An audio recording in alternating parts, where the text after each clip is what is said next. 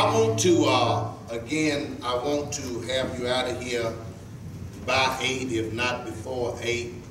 Thank this great choir. Amen. And thank you for being so kind enough to come and hear one such as myself.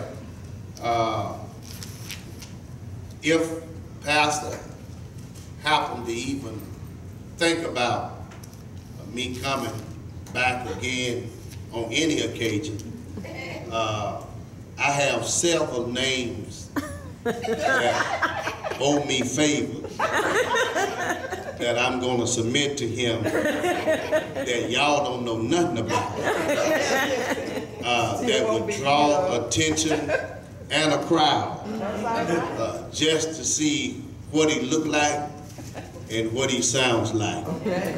But since I'm the one for tonight, and if I make it through tonight, and I'm the one for tomorrow, then we'll move further, because next year is not promised to nobody.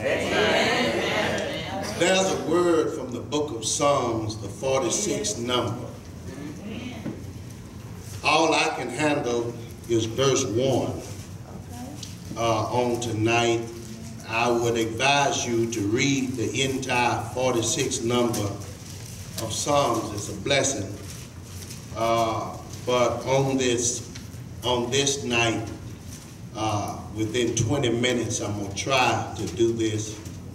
I wanted to, tonight, I wanted to take you to Zacchaeus' house.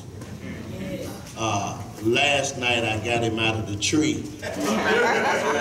And, but I told Pastor, I just don't believe you would appreciate what happened at the house, because that was a serious moment. All right. So I decided I would change gears tonight and move to another setting. And in Psalms 46 and 1, it says, God is our refuge and strength, a very present help in trouble. Amen. Thank you very much. Amen. God is our refuge and strength, a very present help in trouble. I really don't have a subject. I just want to raise the text and ask you to join with me in this text. In Psalms 46, it is described to be an affirmation that God will be exalted in the world. It confirms, it reaffirms, it assures us that nothing or nobody is superior to God. The fact forms the believer's trust and the believer's ability to relax in the trials of this age. All right. And we living in a time that we need to learn how to relax. It's because trouble is on every hand. Our newspaper headlines trouble. Our news constantly pierce our ears with different forms of trouble. This economic downturn in which we are yet living, when our money is funny and change is strange, actually sounds a note of concern, because we are in a period of trouble. Yes, sir. And Psalms 46 here addresses the idea that we can find divine resources to sustain us in the difficulties of life. I don't care what kind of counselor, what kind of help you might find yourself seeking. This Psalms will define resources that will help each of us in our life as the difficulties show up. The psalmist here praises God for the help that he sends.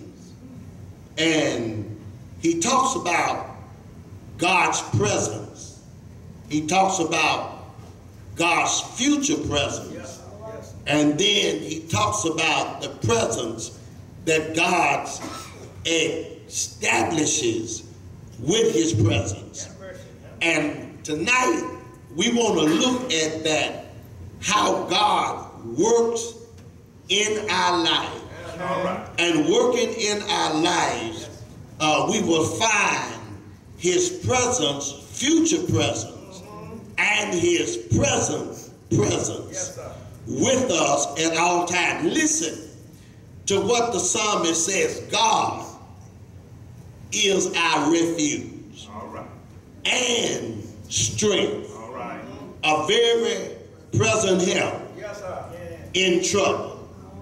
Now look at the Psalms that we get, that it shares with us that God is our refuge and God is our strength, and God is a very present help in trouble.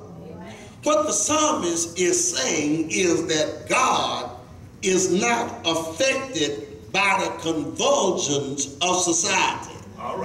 Nor is God affected by the confusion of the government. Because now it appears that we are caught betwixt the convulsion of society, and we are caught in betwixt the confusion of the government. It's because society has lost it. The world, if you really look at it, has grown to a point that we become spiritually anemic. We are morally bankrupt, and we are ethically eroded.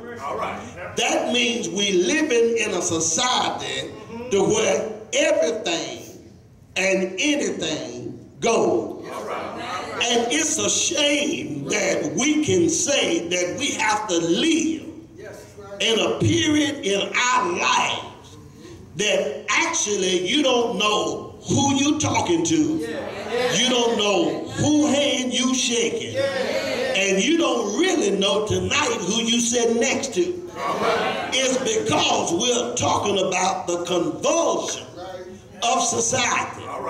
There was a time 50 years ago you could sleep with the front door open and the screen door hooked, and if it was real hot you could catch your late night sleep on the porch, and the idea of it, you didn't have to worry about nothing. Now you got bars on your window, you got wrought iron doors at each door, you got an alarm in your house, and then you got an alarm on your side that alarms to alarm you, to let you know that the alarm is going off so you won't get alarmed when you get home. You're talking about convulsion of society. But then we are caught betwixt the confusion of the government. And I'm not going to get into that because I could start a whole lot of trouble. And I got 20 minutes to get out of here tonight and 30 minutes before me to my night. So I better keep it clean, because of the idea that the government now is dictating to the church, that the government is rewriting the script that God has divinely inspired by men to print, that it might be the instructions for us. And that's what the Bible is. basic instruction before leaving earth. When you're doing a acrostic study, that's exactly what it says. But the government has twisted that thing around. Just for the sake of money, the sake of a vote, and trying to repay folk for voting. We've twisted God's plan. That now we got stuff going on right in the house of God that we cannot control, and it has left the church in a state of confusion.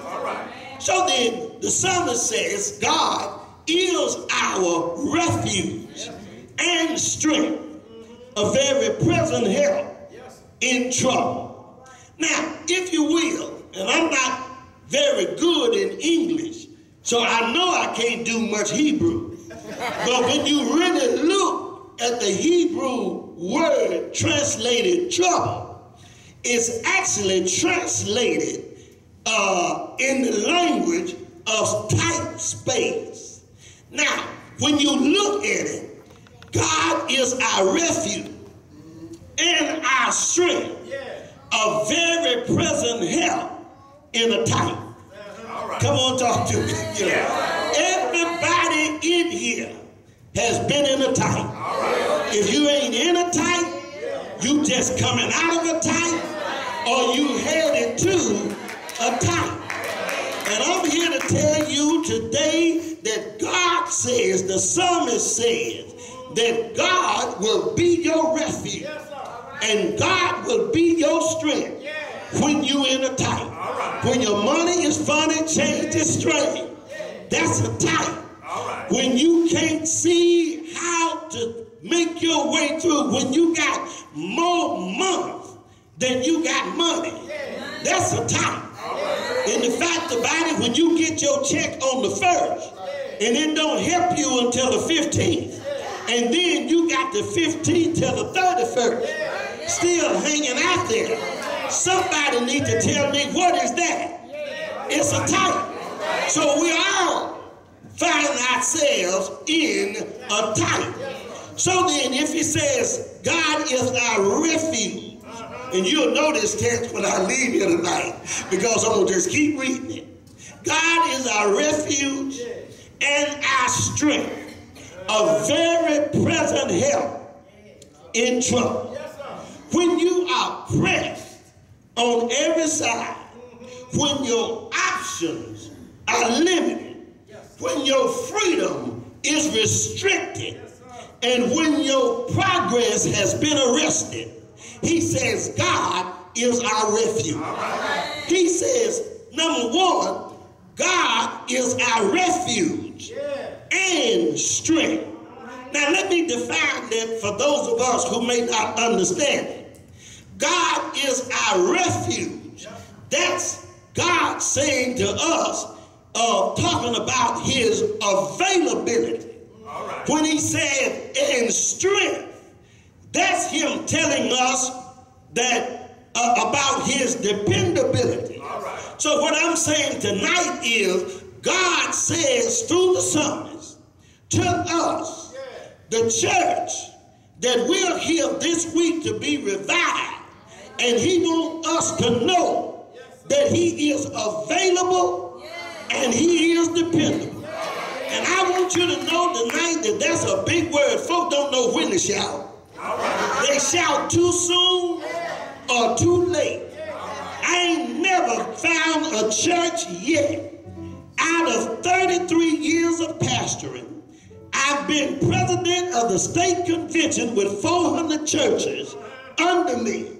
And I've never found, I've even been to Santiago, Chile. And I talked to them with an interpreter and found out they didn't know when to shout. They shouted when I gave the benediction. I was hoping they was going to shout while I was preaching. So the idea of it is, God is our refuge. That's availability. And strength.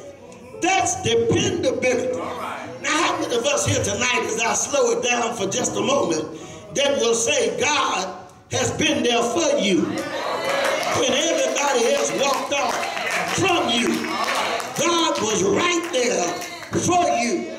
And then another writer put it like this: if it had not been for the Lord on our side, may Israel say, if it had not been. Look, if it had not been for God on our side, his availability and his dependability, because God says that he's dependable, because he'll work things out for you. Because he says in Romans 8:28, and we know that all things work together for the good to them that love the Lord and are called according to his purpose. Now, can I just pause for just a moment? All right, thank you. How many of you really will testify tonight that there are situations in your life that you know without a doubt, whether it was economic, whether it was sickness, whether it was some kind of confusion, you knew it was designed to take you down. All right. But God stepped in and turned that thing around. Come on, help me. Doctor told you you wasn't going to make it. You still here. Money got funny. Children still went through college. Everything had gotten flaky in the family, but it's still been held together. I'm talking about trying to get you to shout on time. God is our refuge. And I swear, very present help in trouble. It says right here, watch the text. Watch the text. I love preaching. Watch the text. He says, when we encounter all of these things, we must realize one problem that we have as people. And the reason that we don't escape the way God has designed is because we try to fix stuff by ourselves. All right. All right. I know that didn't make you feel good at all. All right. We want to fix stuff ourselves. Even in the church. What's wrong with the church? Rather than giving it to God, we want to fix it ourselves. Watch this. When we're faced with the care and choices, what do we get? We grab legal pads.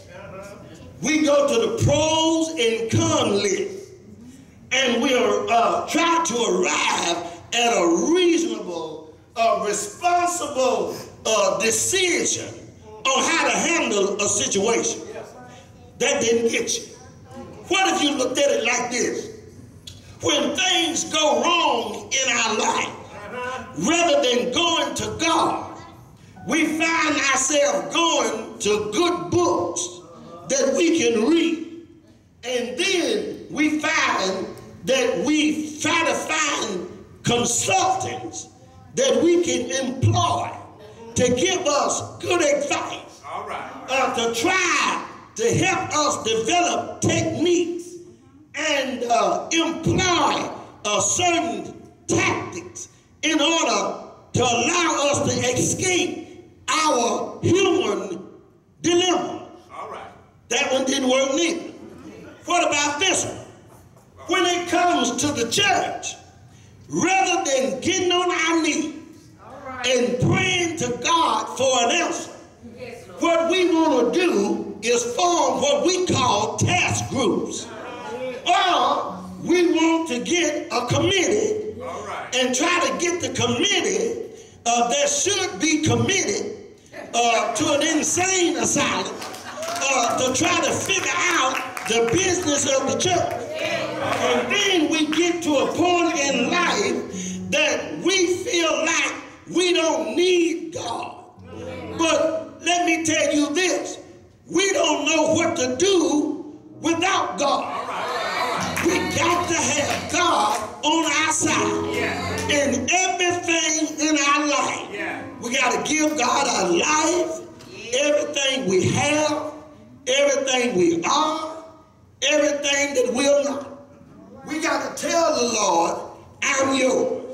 So then, what God does, God supplies us with spiritual power in order to make it through life's journey. All right. And we need to keep going in spite of difficulty. All right. You know what's wrong with the church? The church has become relaxed.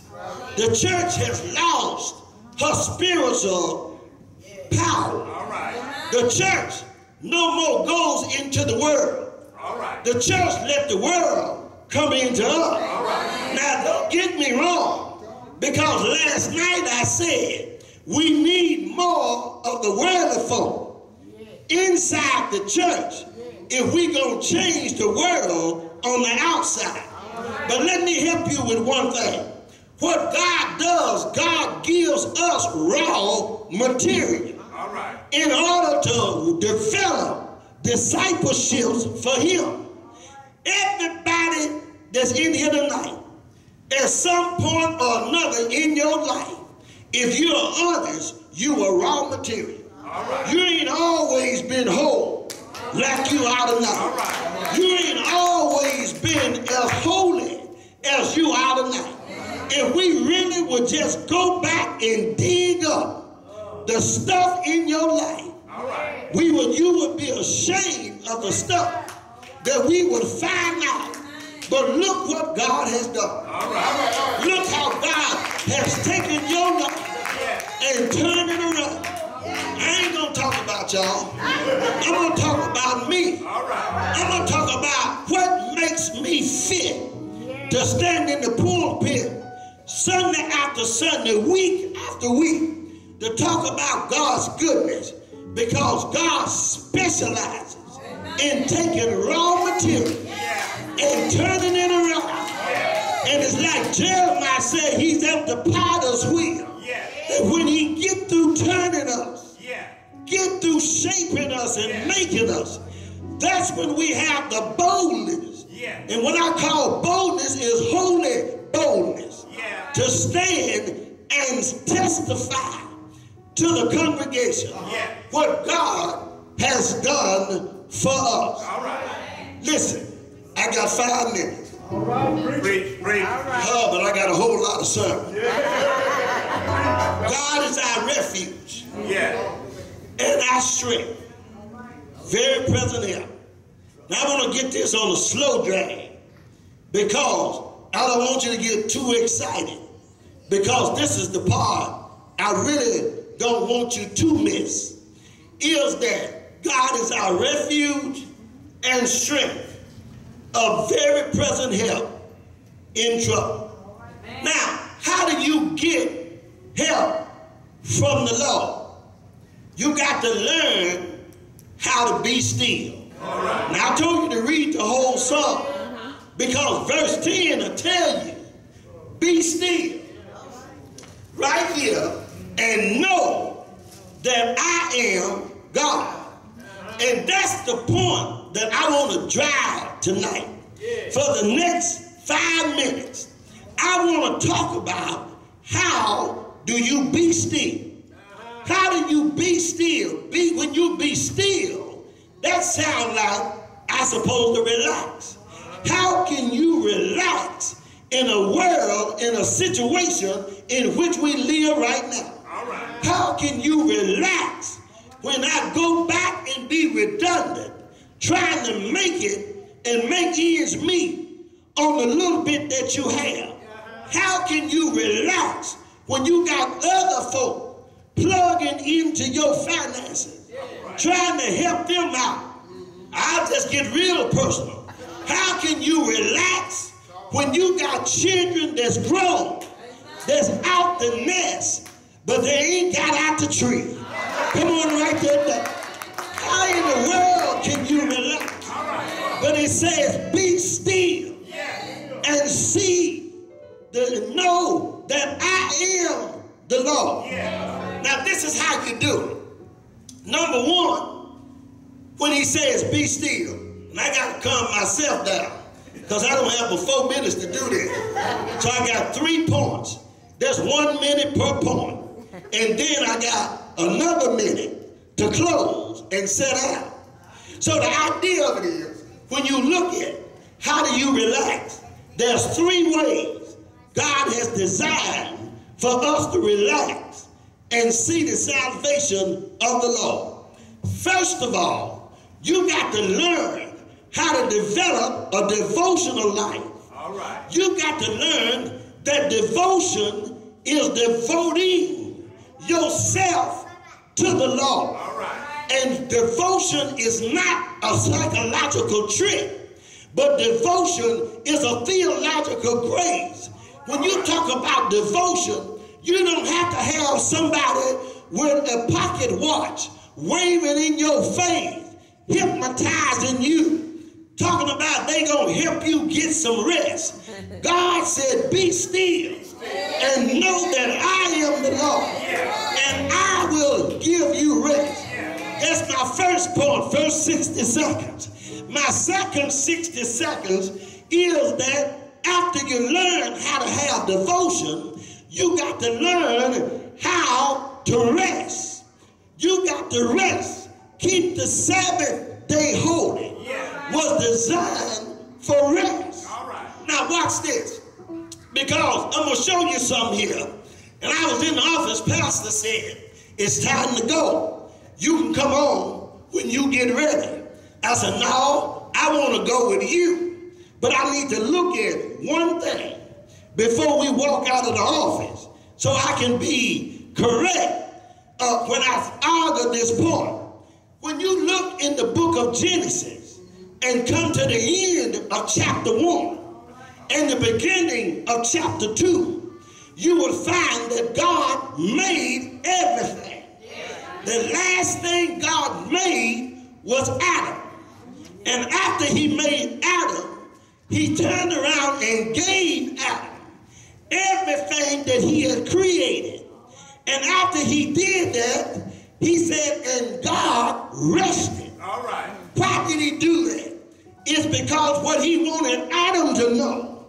After Adam was made, and God told him, here, I want you to take all of this stuff. All right. And now I want you to sit up, and I want you to rest, and I want you to relax, because I don't want you confused about what you have. I want you to be certain about who you have. All right. I want you to focus on me. And if you focus on me for one day, I'll give you rest to till the ground. I'll give you rest to be able to mingle among the beasts. I'll give you rest. And guess what? Adam never got tired. You never saw Adam taking off. The only thing that happened is when they messed up and got a hold to the wrong tree. And you know what has happened in this life? We done got a hold to the wrong tree. I wish I could talk about the tree. You know, it's the idea Adam rested. And in resting, God said he will deliver. But now, first of all, we got to learn to have devotion. That's my second, first 60 seconds. My second 60 seconds was trying to help you to rest. My third 60 seconds is that we got to know how to pray. Amen. Now, when you know how to pray, be still and know that I am the Lord. Yeah. What he says, prayer does 3 things. Prayer goes to heaven in worship. All right. Prayer goes to earth in works. And prayer goes to hell in warfare. Right. When you pray, and you pray, and you pray, and you pray, and you pray. See, I told y'all didn't know when to shout. And you pray and ask the Lord, Lord, please don't leave me by myself every second, every minute, every hour. Come which may.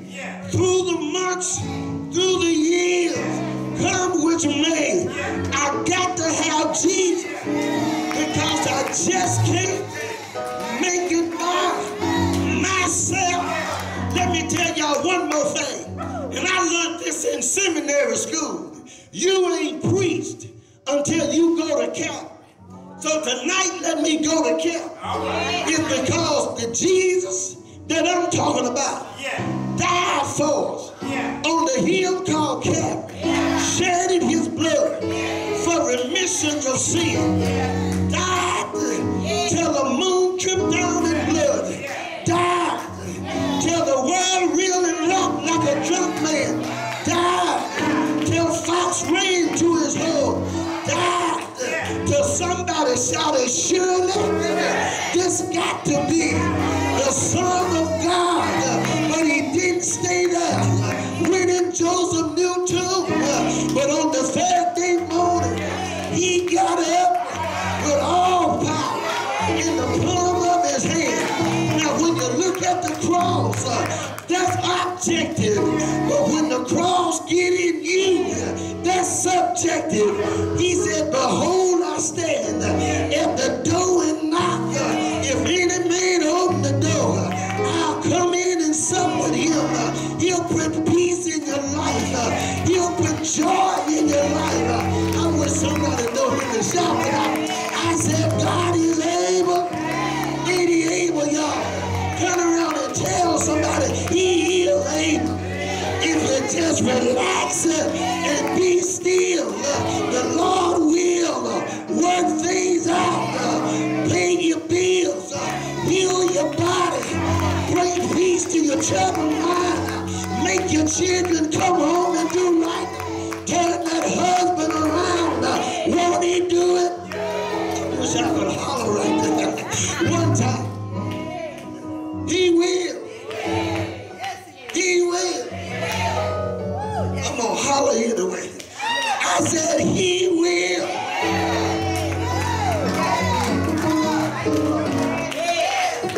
I'm going to do something different tonight. I want you to be my hoop. When I say he will, you make the ivory talk. He will. He said if you won't shout, he'll make the piano shout for you. He will see you through. Turn around and tell somebody. He'll see you through. That's what he'll do. He's able. I got one more thing. Let me borrow 1 minute because I got something just came to my mind. God is our refuge and our strength, a very present help in the time of trouble. He's my refuge. That's what I run to when I get in trouble. But when I get there, he gives me power to go back out there. And if he hung up there for you, you ought to hang in there for him. Shake somebody's hand tonight and tell them, hang on in there. Shake somebody else's hand and tell them, neighbor,